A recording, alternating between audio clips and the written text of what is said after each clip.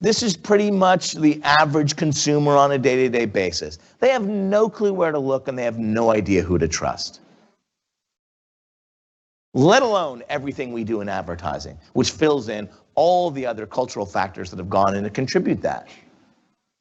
And that the strength of great brands are the brands that can make people look and that make people trust.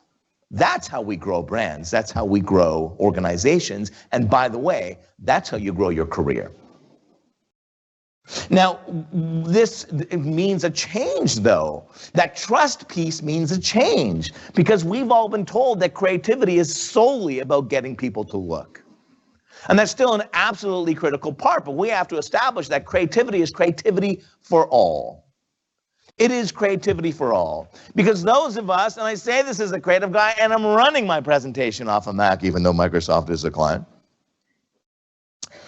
have bowed down to this altar, right? And then when this whole thing kicked off of this is the creative revolution, that everybody can be empowered now, what did they tell us? They told us to think different, which we went, yes, now we're talking about creativity. But when they showcased to inspire us, they told us that these were the people.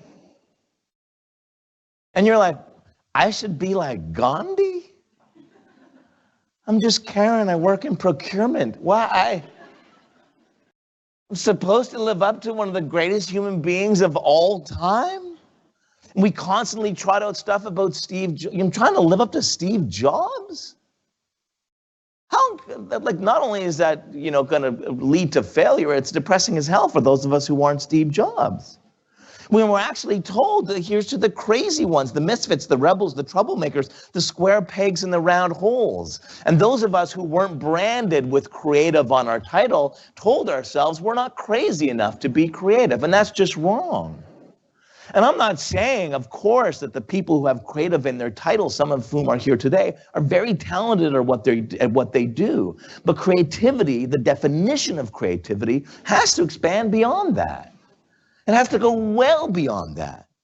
This is not about the crazy ones. This is not about the misfits. This is about every single person in this room.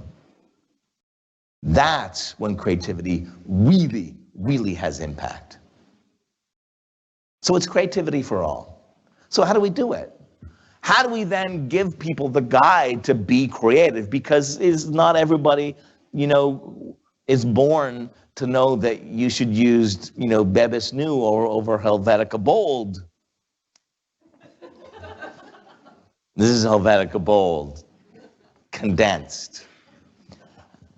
But we know that great brands, and our director in the crowd, yeah, okay, yes.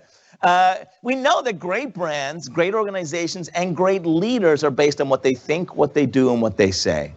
And all three combined. You can't cherry pick and go, because if all you do as an organization is think, then you're a think tank, which you're not.